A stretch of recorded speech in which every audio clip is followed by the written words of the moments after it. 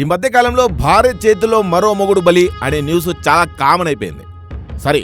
చాలా కామం అయిపోయింది. పెళ్ళవగానే మొగుడు ఎందుకో భార్యలకు బోరు కొడుతున్నాడు, ప్రియుడు పుట్టుకొస్తున్నాడు. భర్తలను చంపేస్తున్న భార్యలే ఇప్పుడు నయా ట్రెండ్. ఈ ట్రెండ్ ఇలాగే కంటిన్యూ అయితే కొన్నాళ్ళకు పెళ్లి కాదు కదా, పెళ్ళనే పదాన్ని టెక్స్ట్ బుక్స్లో చదువుకోవాల్సి వస్తుంది. ఒకప్పుడు పెళ్ళంటే ఒకటి ఉండేది, భార్యలో ఆ ఆచారాన్ని సర్వం నాకించేశారని. పొద్దున్న లేవగానే ఏదో ఒక చోట ఎవరో ఒకరు మొగుడిని చంపేసి ఉంటారు. ఎక్కడ చూసినా ఇలాంటి దారుణాలే కనిపిస్తున్నాయి మనకి. ఇల్లీగల్ అఫైర్స్తోనో, ఆర్థిక సమస్యలో, మద్యానికి అలవాటు పడిన భర్తో, ఇలాంటి కారణాలతో మొగుడనే క్యారెక్టర్ని ఈ భూమి మీద నుంచి ఎలిమినేట్ చేస్తున్నారు.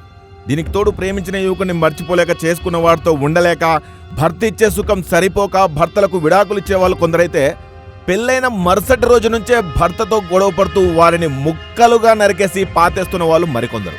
ఇంకొన్నాళ్ళు పోతే మర్డర్ చేయాలనిపిస్తే పెళ్ళనేది ఒక ఆప్షన్గా చూజ్ చేసుకుంటారేమో. ఈ మర్డర్లు పెళ్ళైన వారికి తమ భార్యలంటే భయపడేలా చేస్తుంటే, పెళ్లి కాని వారికి మాత్రం పెళ్ళంటేనే పారిపోయేలా చేస్తున్నాయి. ఉద్యోగం చేసి వారానికి ఒక్కసారి ఇంటికి వచ్చే మొగుడు అందించే సుఖం సరిపోక ఆ భార్య పక్కింట్లో ఉండే కుర్రాడిని సెట్ చేసుకుంది. పెళ్ళైన 2 పిల్లలు తల్లయ్యాక కూడా అతనితో ప్రేమ పాఠాలు చదివింది. మొగుడికి విషయం తెలియడంతో మొగుడినే మర్డర్ చేసేసింది. ఇప్పుడు జైల్లో ఊచలు లెక్క పెడుతోంది. ఇలాంటి ప్రతి క్రైమ్ వెనుక ఒక అందమైన అక్రమ సంబంధం దాగుంటుంది. అదే చివరికి వీళ్ళ కొంప ముంచుతుంది. ఇప్పుడు చెప్పిన ఈ క్రైమ్లో కూడా same to same story repeat అయింది.